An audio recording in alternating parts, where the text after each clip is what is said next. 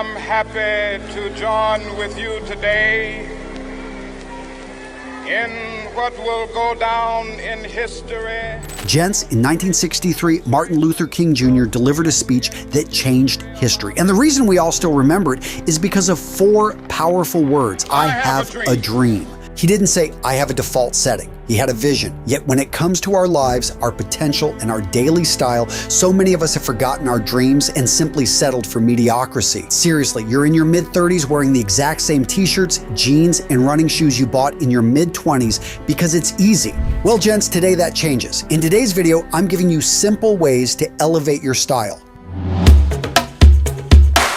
Now notice I said simple, not easy. Don't confuse those two words. I think Karl von Clausewitz said it best. Everything in war is simple, but the simplest thing is incredibly difficult. What this means in reference to the first point about having a dream is that it seems so easy, so simple. It's something that we had as kids when we didn't have all the inhibitions. We didn't have all the responsibilities. We dreamt of going to space. We dreamt of exploring the oceans. We dreamt of making a difference with something that nowadays we're like, oh, that's not practical. I can't make money doing that. There's just no way that I'm ever going to be able to accomplish this with all of these responsibilities and everything I've got in tow. But here's the thing, gents. When you lose your dreams, when you don't have goals, when you don't have lofty ambitions, all of a sudden you just don't have the drive that you used to have. And this is going to stop you from getting and achieving what you want in life. Because to achieve what you want, you got to go after it. I mean, it was Yogi Berra that said, if you don't know where you're going to wind up somewhere else. And for so many of us, that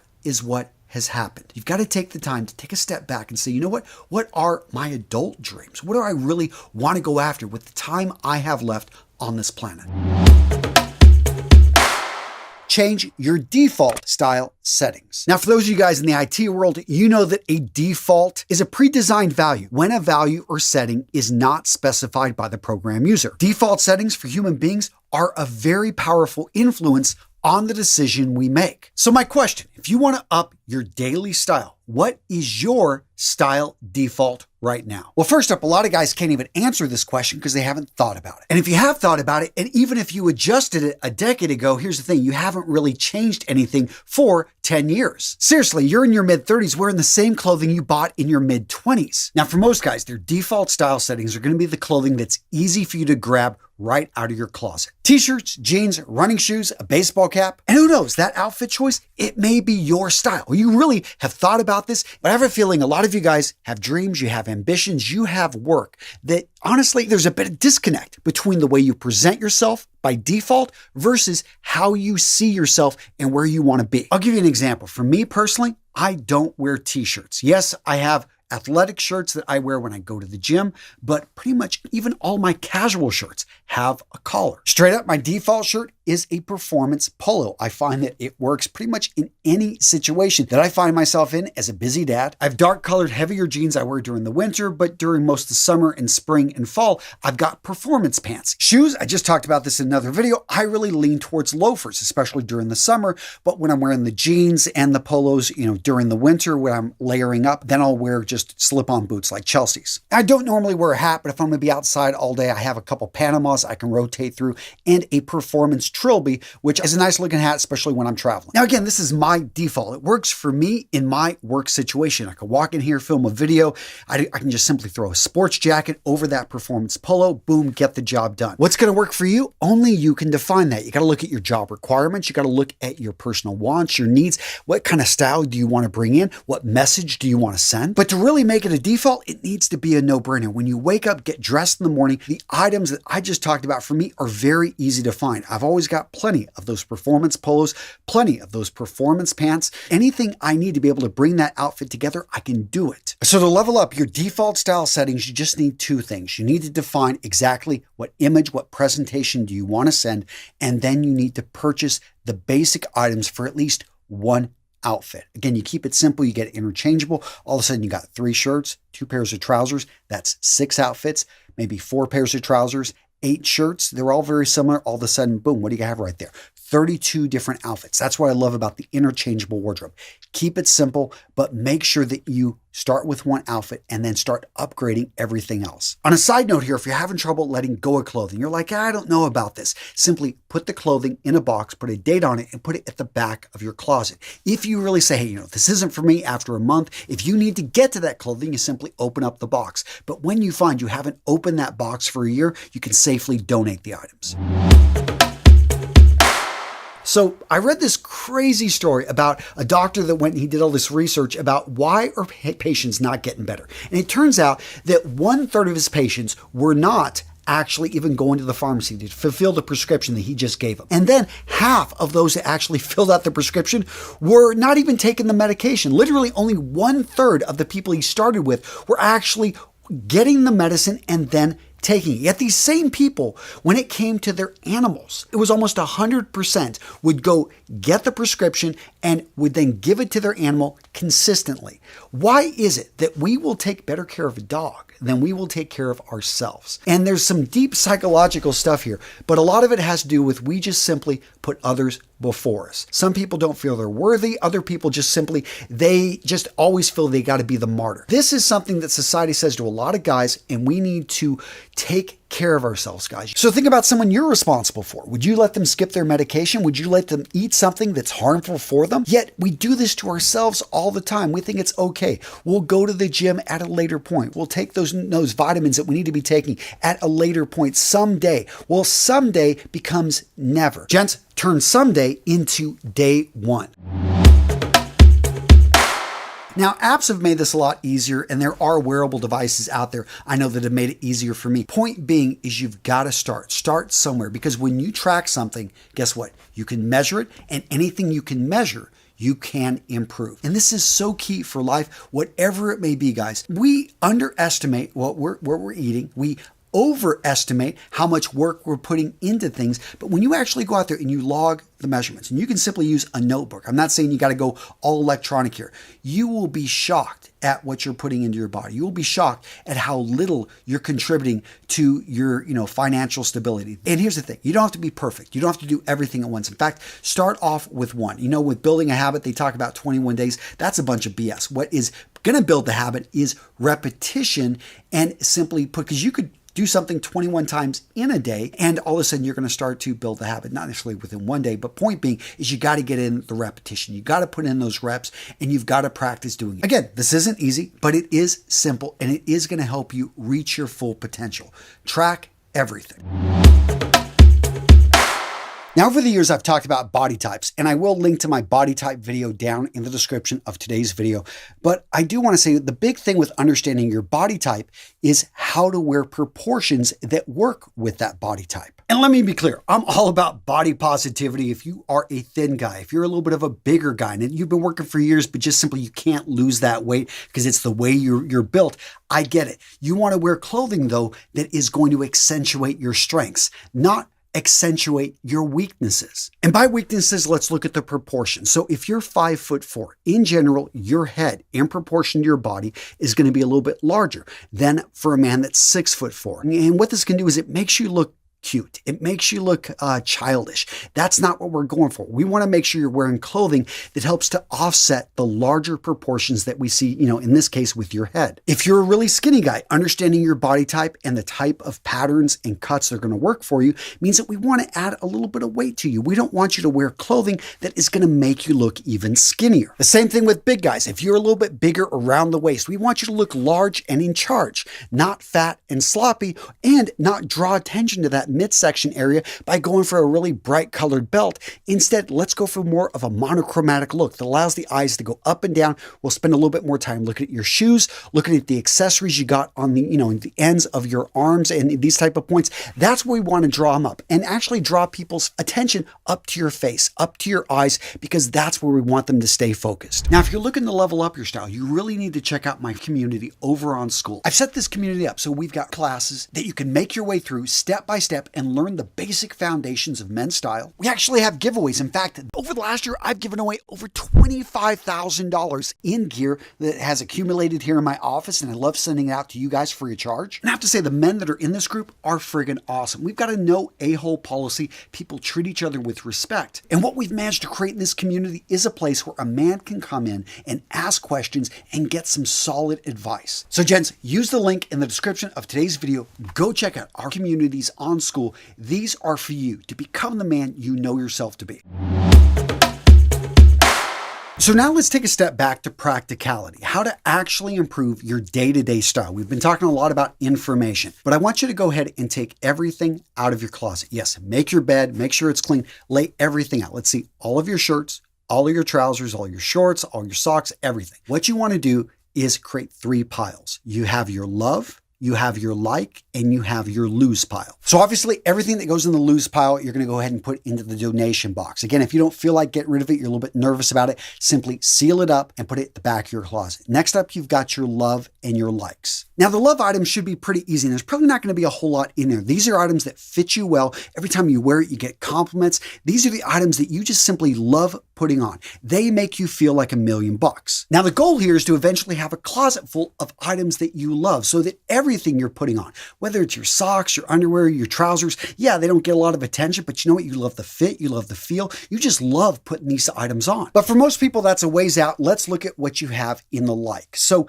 is there any way for you to take anything in the like and actually get it upgraded? So you've got these shirts that you like, but they're way too large. Okay, you're going to take it to a tailor. And because you can speak the language, you're going to explain exactly what you want. I want a couple darts in the back. They're relatively inexpensive. All of a sudden, the shirt is going to look better on you. You've got a little bit, skinnier arms. You're going to get those sleeves adjusted on those short sleeve shirts, because all of a sudden they're going to hug you a little bit better. They're just going to look better, and you're going to go from liking to maybe even loving some of these items. Next up, let's look at how all these items work together and where are you dangerously low. Most likely you do have baby trousers. You got 2 pairs of jeans that you go to, and one of them dress up jeans, the other one are really your tear up casual jeans. You've only got 1 pair of good looking jeans, so you rarely ever wear them because you want to keep them looking nice. How about you actually spend a little bit of money, get 2 more pairs, maybe slightly different colors, maybe go with the same thing, but you can start actually rotating that into your wardrobe, and you don't feel bad because you're not wearing it every single, well, you actually are wearing the same style every day,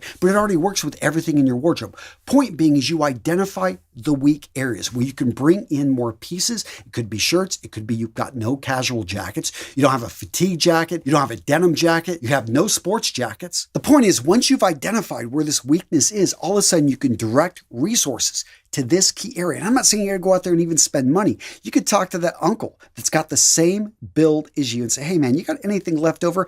I had a great friend whose father, his closet he used to raid all the time. The guy was, a fashionista in the 1970s, and he loved bringing back these looks, and it looked great. Seriously, Rob could rock these outfits, and he had no problem with the ladies because the guy looked good. He always had a great smile, and he just felt good, and he had the same profile as his dad, so he was able to pull off all this clothing, and it didn't cost him anything. Gents, going into thrift stores, secondhand stores, St. Vincent de Paul, the Salvation Army, Goodwill. There is no shame in shopping in these places. In fact, I think there's a huge benefit because you're really free from box stores and the fashions that are being pushed on you. In addition, a lot of that vintage clothing is of higher quality build, so you're actually getting a steal. And believe it or not, you can find some items that have been worn once. They're like 30 years, 40 years old. They're made well, and they weren't even taken out of the packaging. Now, I know some of you guys are going to have tons of holes in your closet. You're like, Antonio, what do I buy first? So with that in mind, gents, let me introduce you to 3 words I talk about in my style system: cornerstone clothing, keystone clothing, and capstone clothing. Now, for anyone familiar with architecture or construction, I stole those terms because a cornerstone, by definition, is the first stone that you set down in the construction of a masonry foundation. It is the foundation piece that all other things reference to. It literally determines the position, the foundation of the entire structure. So cornerstone clothing is going to be your uniform. This is going to be the clothing you have to have either for your profession or for your own personal needs when you go out day to day. For many men still, in today's modern world, a cornerstone piece of clothing is going to be the suit. For other people, it's going to be a casual pair of Chelseas with dark colored jeans. Now, for most people, they have to have these items in their wardrobe, but there's a good chance that you could upgrade this. Maybe you bought that suit a decade ago, or the material is just poor quality. Or those jeans, you want to upgrade them to a higher quality type of denim. Those shoes, you want to change them out, or maybe bring in an additional pair. Next up, we've got keystone clothing. Now, a keystone in architecture is the wedge-shaped stone piece at the apex of a masonry arch. This piece locks all the other stones in place. So this is going to be very similar to the cornerstone for the guy that has the suit. This is going to be his casual clothing, like I talked about. Maybe jeans, it's going to be polo shirts, maybe a number of dark colored button downs. For a lot of guys, this is going to be their day-to-day shoe, the one that they slip on. It could be a loafer, it could be a pair of brogues, it could just be a pair of running shoes that they've been defaulting to. The reality is your keystone pieces are going to be the majority of your core wardrobe. These are the essential pieces that you wear day in, day out, week over week. If you're missing anything here or you need to upgrade here, this would be the next place I would look. Next up, let's talk about capstone pieces. Now, capstone, these are the final stones, often flat ones, used to cover the top of a building or a wall. Basically, these are the culminating pieces. You can do without them, but they really do complete the look. So an example of a capstone piece is going to be a nice watch. It's a really nice thing to have, and when you buy one, it could be an heirloom piece that you'll have for the rest of your life. But can you live without it? The answer is yes.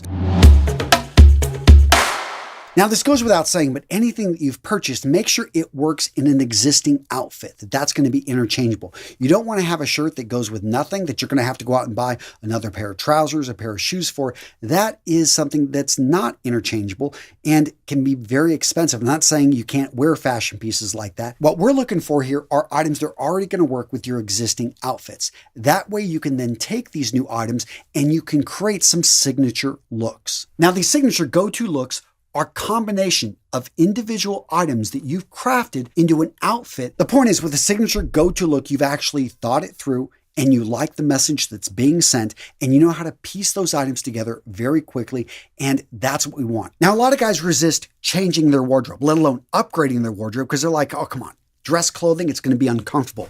Going from a t-shirt to a performance polo, oh, that's going to be, I can't do that. The thing is, it's not uncomfortable. It's just unfamiliar. You're not used to it. Similar to going for a run. If you haven't been running for a while, the first time you're going to be a bit winded. You're going to have to start walking in the middle of that run. But after you've gone out for a few runs, after you've gone to the gym a few times, you start to know where everything's at. You don't have to ask where the bathroom's at. You don't need to, help with your code. You know what the machines are for, or eventually you start to learn one machine at a time. You become more familiar and therefore you become more comfortable and you start to see the benefits of this habit change. And that, gentlemen, is what makes elevating your daily style such a powerful thing, because it's a daily application. Daily, you're now sending a message to the world. This is who I am. This is what I stand for, without having to say a word. You dress the part of the man you know yourself to be. And gents, that's when the magic starts to happen, when opportunities start coming your way that previously would not.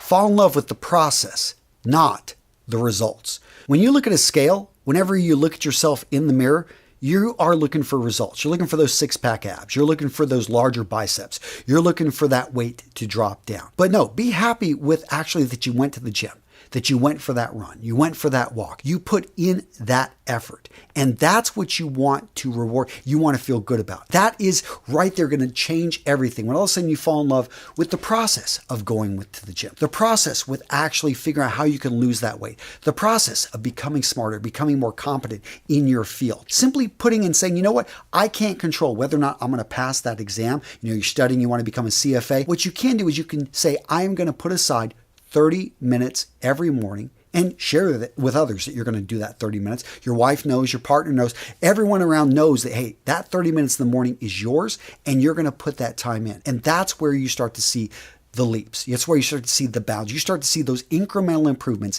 that build up over time. James Clear talked about this in Atomic Habits, but results do not follow a linear path. Now, oftentimes we don't see all the energy, all that latent energy underneath the surface. Imagine watching an ice cube. In a room, it's 20 degrees, 21, 22. As it goes up, we see nothing happening. Then magically at 32 degrees, it starts to melt. 33 degrees, it melts faster. Why is this happening? It's happening because of all the work, all the temperature increase that happened over that time period. And the way that a bamboo, for 2 years, the root roots grow underneath. And then within a period of a month, all of a sudden that stalk shoots right up. How does that happen? Because of all the work it did and you didn't necessarily see. So understand sometimes when you're going after your goals, when you are trying to achieve greatness, you're not going to see that progress. So fall in love with the system, fall in love with the process, and all of a sudden the results, yeah, they'll follow. So what video to watch next? Well, gents, I've got a video for you right here. What is it? A mystery video. Come on, I'm gonna have a little bit of fun here. I'm not gonna rickroll you. It will be safe for work. It will be an armorous video, probably an older one though that you haven't seen, that is really good, a good message. So yeah, go check it out, guys. You'll enjoy this video, I promise.